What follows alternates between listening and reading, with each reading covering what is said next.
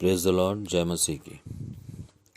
पिछले वीडियो में हमने देखा कि प्रेरित और भविष्यवक्ता के साधारण बातों को हमने समझा। आज हम शिक्षक, सुसमाचार प्रचारक और रखवाले, जिसे जिसे आज कलीसिया में पास्टर कहते हैं, उनके बारे में हम देखेंगे।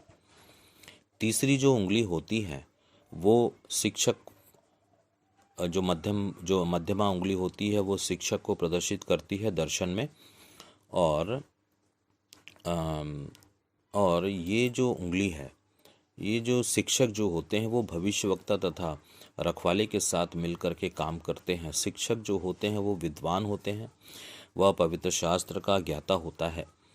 प्रेरितों के काम 18 अध्याय उसका 24 से 28 वचन में देखते हैं। अपुल्लोस एक विद्वान पुरुष था, वह यहूदी था, वह पवित्र शास्त्र का ज्ञाता था। इफिसुस में आया था।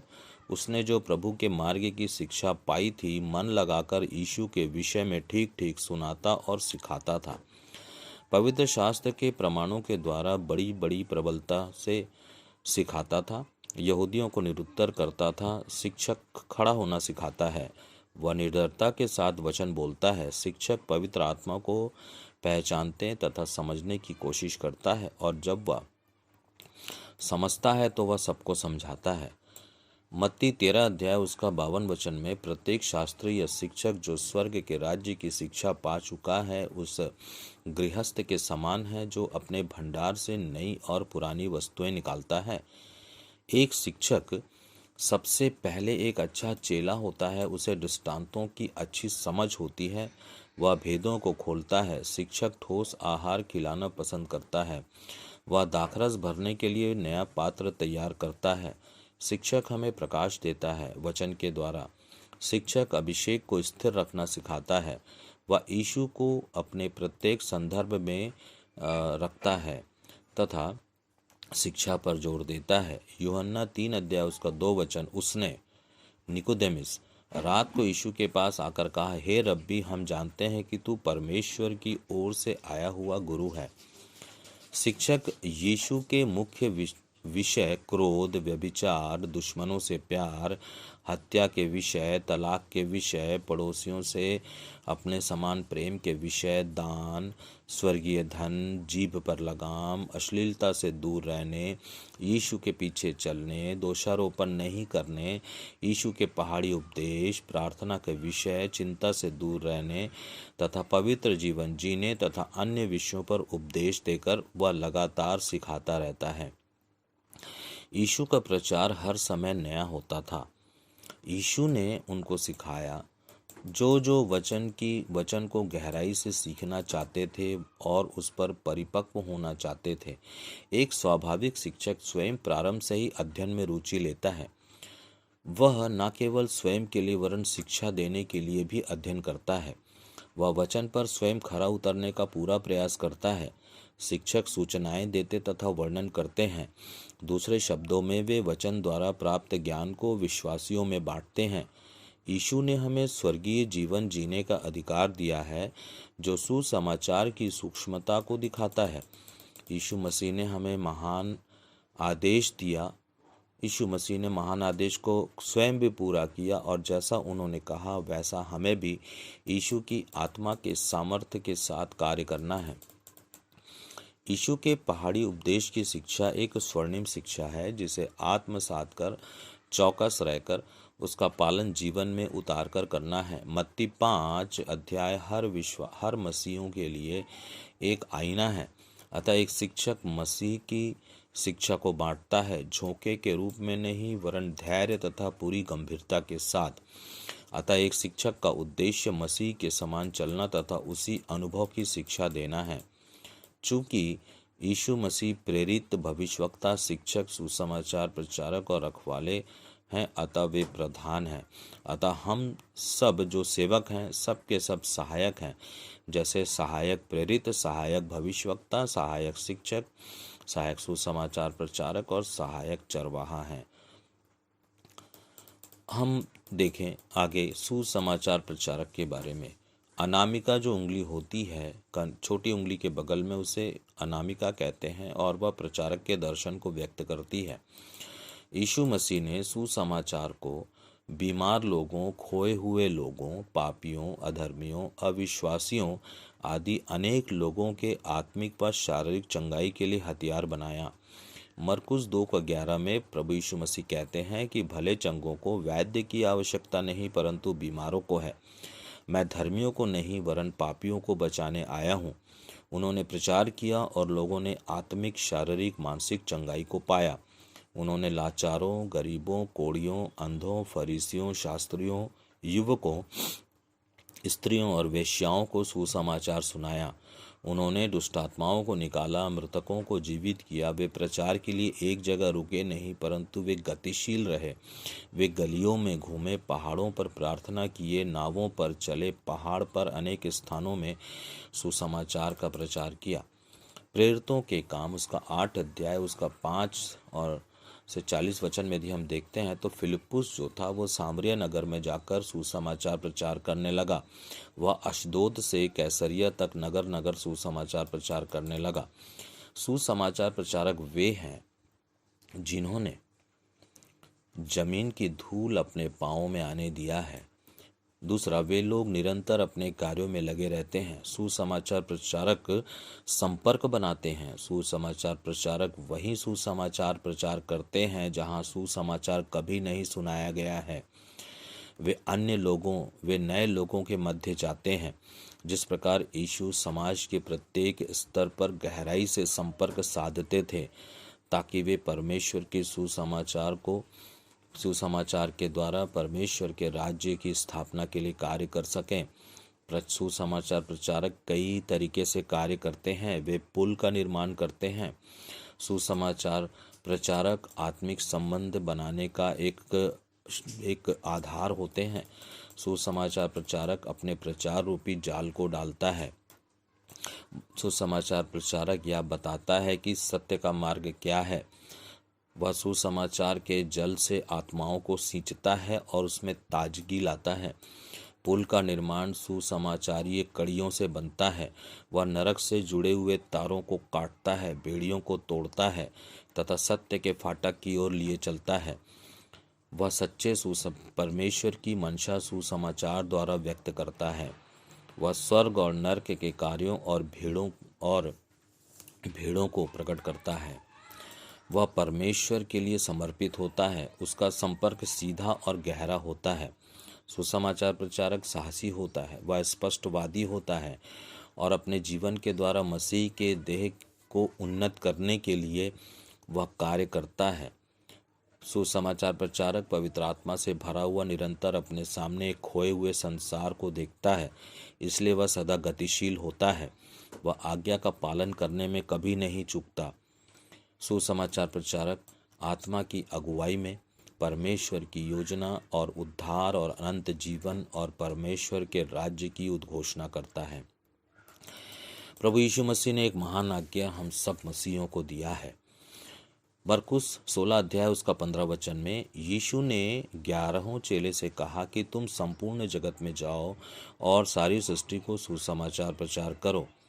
ये एक ऐसी महान आज्ञा है जिसे हर विश्वासियों को करना है, परंतु इसे हर विश्वासी करे कैसे कि जब तक एक कलीसिया में 5 प्रकार की सेवकाई ना होगी तब तक यह नहीं किया जा सकता। और एक ही देह में ये जो सेवकाई है, जो 5 फोल्ड मिनिस्ट्रीज है, एक जो सेवकाई है केवल मसीह की देह की एकता में ही सिद्ध हो सकती है, अन्यथा इस सेवकाई का कोई अर्थ नहीं। सुसमाचार पवित्र और अविनाशी है। यह अनंत उद्धार का विषय है। मत्ती 9 अध्याय उसका 15 वचन में देखते हैं, यीशु सब नगरों और गांवों में जाकर उनके आराधनालयों में उपदेश देता, शिक्षा देता और सुसमाचार प्रचार करता था। अगले जो 5वां जो सेवकाई है उसको हम देखते हैं, जिसे शेपर्ड कहते हैं, चरवाहा कहते हैं, रखवाला कहते हैं। इसे पास्टर ना ही कहा जाए तो ज़्यादा उचित है। सबसे छोटी उंगली जो है उसका दर्शन यदि हम देखें तो ये जो है वो एक रखवाले की सेवकाई है। पहले बाइबल में कहीं पर भी पास्टर शब्द नहीं था। कालांतर में कई घटनाक्रम के बाद प्रीस्ट शब्द आया। कलीसिया के प्राचीन समाप्त हो गए। लाखों मसीहों और सत्य की वकालत करने वाले दासों को जान से मार दिया गया। मसीहियों की स्वतंत्रता को छीन लिया गया। घरेलू कलीसिया के स्थान पर बड़े बड़े चर्च भवनों ने स्थान ले लिया। जब राजा कॉन्स्टेंटाइन ने मसीह धर्म को ग्रहण किया, उसने विश्वासियों की सुविधा के लिए भवन बनवाए। क्योंकि वह घरेलू कलीसिया में नहीं जा सकता था, इसलिए उसने स्वयं एक भवन बनवा लिया। वहाँ राजा स्वयं आता था और उसके अनुयायी अच्छे कपड़े में आने लगे। अच्छे आने में देखा, और देखते ही देखते जो चर्च का जो स्वरूप था वो बदल गया। जो प्रीस्ट है, फादर, पास्टर जैसे शब्द आ गए और यह शब्द स्थायी हो गया। यूहन्ना की पत्री उसका 10 अध्याय उसका 11 वचन में यीशु मसीह कहते हैं, सच्चा चरवाहा मैं हूँ। क्या जो इस सेवकाई की योग्य है वह बोल सकता है कि मैं यीशु के जैसा चरवाहा हूँ, पास्टर नहीं? ध्यान रहे, बाइबल में दिए गए शब्द पवित्र आत्मा की ओर से है। इनके शब्द में फेरबदल करते रहने से बाइबल का स्वरूप का जो मानवीय परिवर्तन करने से जब कोई इस बदले हुए शब्द को पढ़ेगा तो वह पवित्र आत्मा को कैसे महसूस करेगा। और पवित्र बाइबल स्वयं कहती है कि इस पवित्र शास्त्र के शब्द में कोई बढ़ती या घटी नहीं किया जाए। हम बाइबल से चरवाहे के विषय में जानने की कोशिश करेंगे। मत्ती 9 अध्याय उसका 36 वचन में देखते हैं कि जब यीशु ने भीड़ को देखा तो उन लोगों पर तरस आया, क्योंकि वे लोग पीड़ित और उदास थे और उनका कोई भी चरवाहा नहीं था। यहाँ पे ऐसा नहीं लिखा है कि उनका पास्टर नहीं था, यहाँ पे ऐसा लिखा है कि उनका कोई चरवाहा नहीं था। भीड़ जो होती है वो अपरिपक्व होती है, अतः इनकी देखभाल के लिए तरस की भावना और सेवा का भाव होना चाहिए। दूसरा, वह कलीसिया की देखभाल सही दिशा में मार्गदर्शन करता है तथा वह उनकी किसी भी परेशानी में खड़ा हो जाता है तथा परेशानी समाप्त होने तक वह डटा रहता है। वह अपने चेले बनाने के अभियान में कठिन कार्य करता है। चरवाहा कलीसिया के विश्वासियों को अपने हृदय में लिए हुए फिरता है।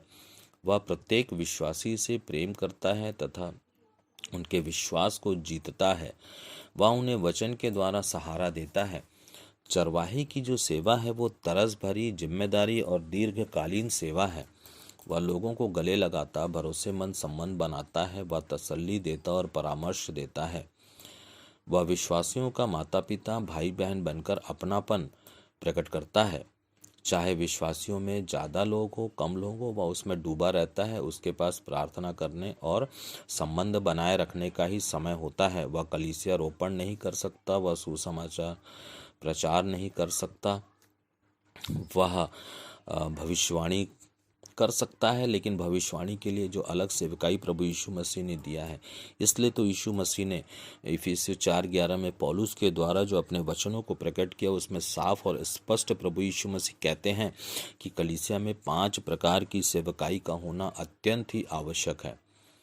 पवित्र आत्मा की प्रभावशाली सेवा क्या है? आत्मा जो इस आकाश को पृथ्वी के सृजे जाने के समय जो परमेश्वर के साथ उसके निर्माण में सहायक का कार्य कर रही थी और पृथ्वी की सतह के ऊपर जल की सतह पर वह मंडलाता था, वह परमेश्वर के उद्देश्यों के लिए था। या वही आत्मा है जिसने सृष्टि के अभूतपूर्व निर्माण के लिए परमेश्वर के साथ कार्य किया। यीशु के बपतिस्मा के बाद उसके ऊपर उतरने और ठहरने वाला आत्मा था। या वही आत्मा है जिसने यीशु के साथ परमेश्वर की मंशा तथा स्वर्ग में पिता के कार्यों को करने और यीशु द्वारा उसे पृथ्वी पर ठीक ठीक वही करने को और देखने और करने की प्रेरणा देने वाला यीशु के स्वर्गारोहण में और फिर पेंतीकुस्त के दिन उतरने वाला आत्मा, अन्य जातियों में प्रचार करते समय उन पर उतरने वाला आत्मा, पुराने नियम में संतों पर उतरने वाली आत्मा और स्थानांतरित की जाने वाली आत्मा है। गिनती 11 अध्याय उसके 16 वचन में हम देख सकते हैं। और यीशु के स्वर्गारोहण के बाद पृथ्वी पर सेवकाई के उद्देश्यों के लिए यही आत्मा परमेश्वर की मंशा को पूरी करने के लिए आज भी कार्यरत है और प्रयत्नशील है और यह प्रतीक्षारत है। आज भी पवित्र आत्मा प्रतीक्षारत है एक कलीसिया में कि कब कलीसिया में 5 प्रकार की सेवकाई आए और पवित्र आत्मा पूरी स्वतंत्रता के साथ उस सेवकाई को उस कलीसिया में पूरी तरह से उभारे और उनके कार्यों को लेकर के परमेश्वर के राज्य को कैसे बढ़ाए। या पवित्र आत्मा की मंशा है। आज के समय में कलीसिया की स्थिति जो है वो एक रुकी हुई जल या शांत जल की सतह की तरह है, जहाँ परमेश्वर के वचनों का आह्वान अनाज्ञाकारिता में बदल चुका है। कारण यह है कि परमेश्वर की आवाज को ना सुनना और वचन का इनकार करना। अब तक कलीसिया ने इफिसियों 4 अध्याय उसके 11 वचन का तो इनकार किया ही किया है, क्योंकि यदि कलीसिया इतने सालों तक यदि इफिसियों 4 अध्याय उसका 11 वचन का इनकार नहीं करती तो आज भी कलीसिया का वही स्वरूप होता जो प्रेरितों के काम में कलीसिया का स्वरूप था। कलीसिया चर्चों में नहीं पाई जाती, वरन कलीसिया घर घर में पाई जाती।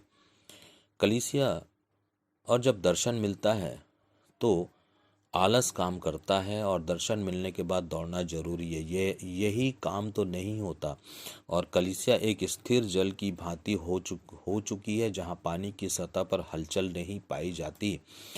देखिए, एक बात है कि प्रभु यीशु मसीह को एक ऐसा रोगी मिलता है जो कि पानी की सतह पर जब हलचल, स्वर्गदूत जब आते थे और जब वहाँ पे वो पानी को हिलाते थे, तब जो पहला व्यक्ति उतरता था कुंड में वह स्वस्थ हो जाता था। परंतु एक निश्चित समय पर जब स्वर्गदूत आते थे उसी समय पानी हिलता था, बाकी समय पानी शांत रहता था।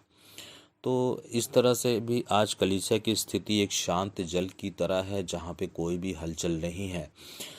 और जब पवित्र आत्मा कि हम इच्छा करेंगे और हम जब इस सेवकाई की इच्छा करेंगे, परमेश्वर से मांगेंगे, तभी जाकर के यह सेवकाई कलीसिया में आ सकती है।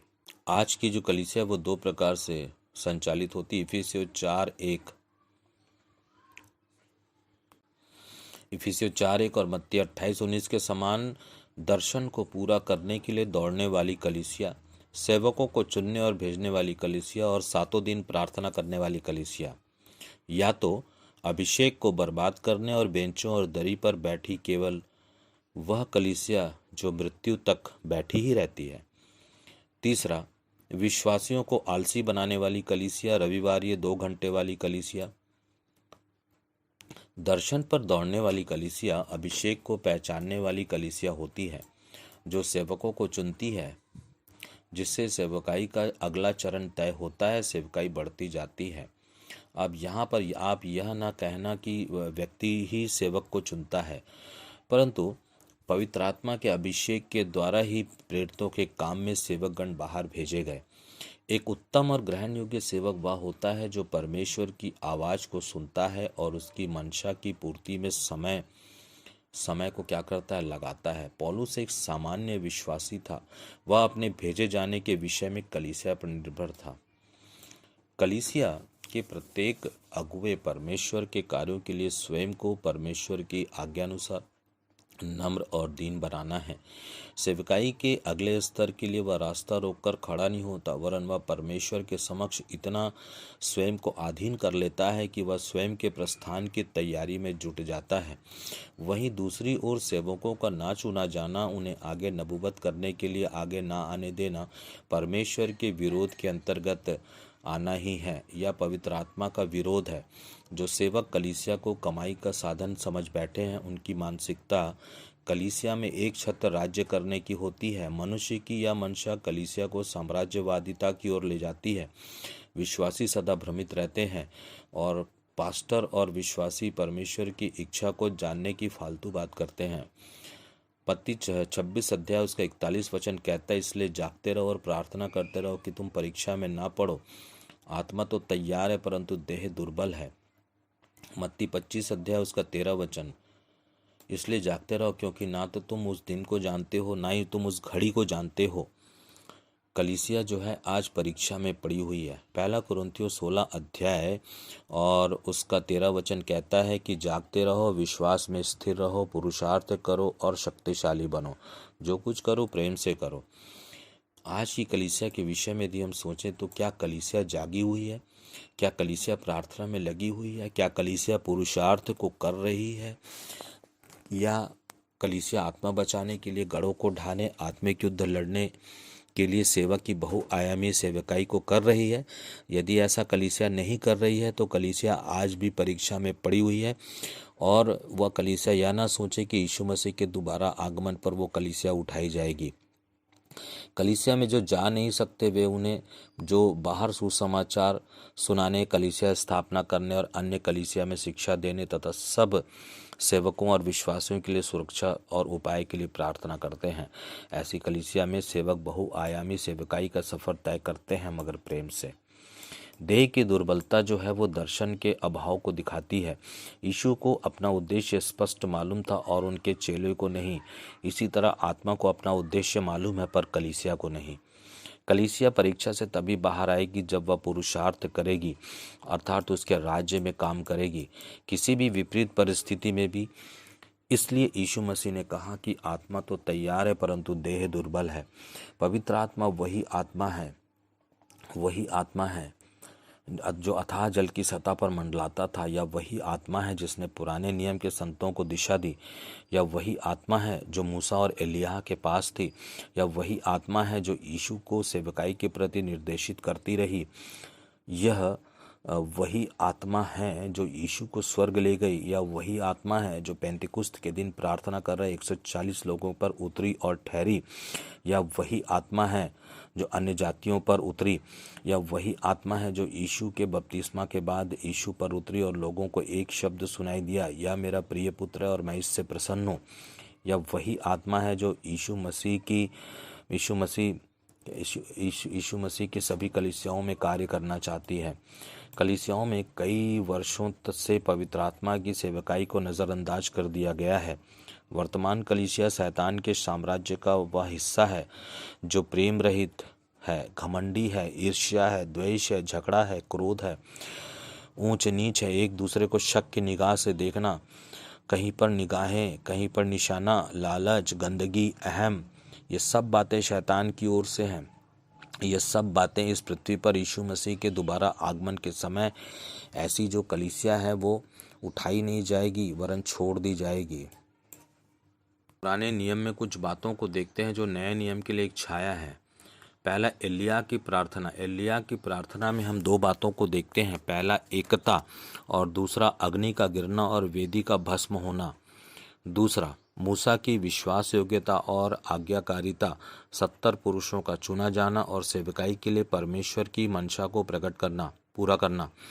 तीसरा नए नियम में हम देखते हैं कि यीशु के द्वारा 70 चेलों का चुना जाना, और दूसरा पेंतिकुस्त के बाद सेवकाई का एक विस्फोट होना। सेवकाई जो है वो परमेश्वर की मंशा है। आज हम पहला देखेंगे मूसा की आज्ञाकारिता। मूसा चाहता था 6 लाख लोग नबूवत करें।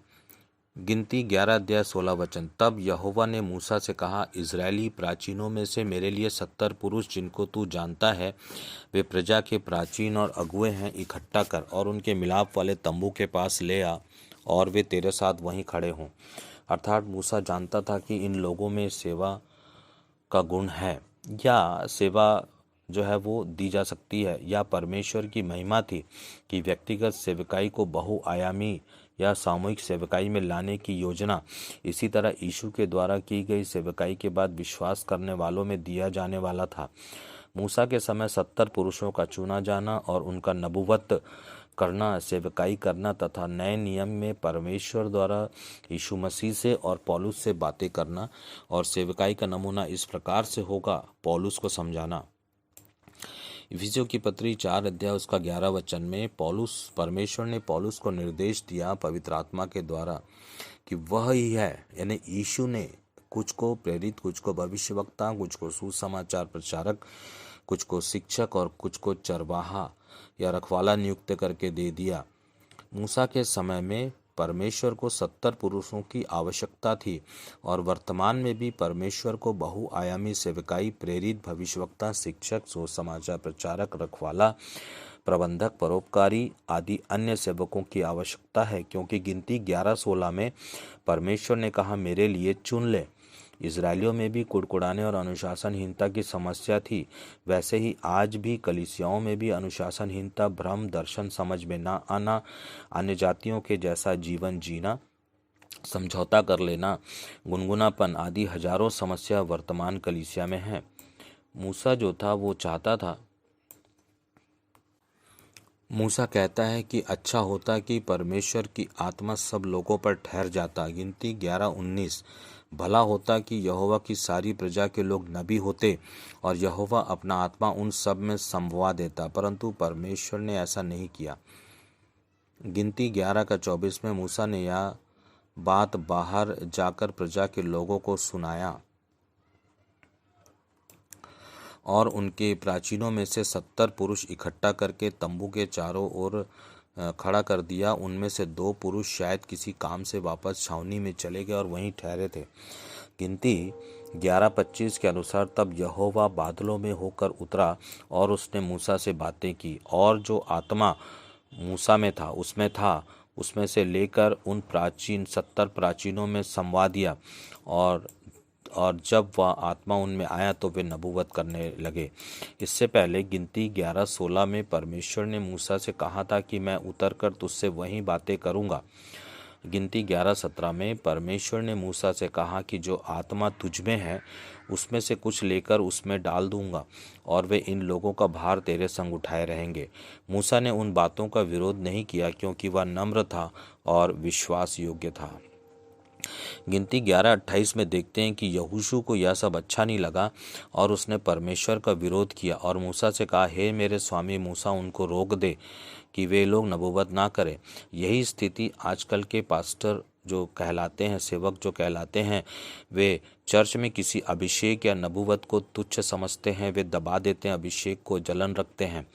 गिनती 11:29 में मूसा यहोशू से कहता है कि क्या तुझे मेरे कारण जलन होती है।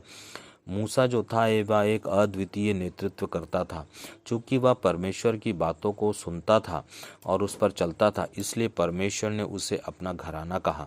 गिनती 11:18 में हम देखते हैं, यहोवा ने मूसा से कहा कि इन लोगों से कह कि अपने आप को कल के लिए पवित्र करें। अतः किसी भी सेवकाई को करने से पहले पवित्रता, दीनता और नम्रता का होना आवश्यक है। परमेश्वर की मंशा के प्रति आज्ञाकारिता ही पवित्रता को जन्म देती है। परमेश्वर की मंशा के प्रति आज्ञाकारिता ही पवित्रता को जन्म देती है। चूंकि सेवकाई के लिए परमेश्वर को चाहिए, अतः अपवित्र सेवकाई है ही नहीं। गिनती 11:16 में यहोवा ने मूसा से कहा कि मेरे लिए 70 पुरुष चुन ले।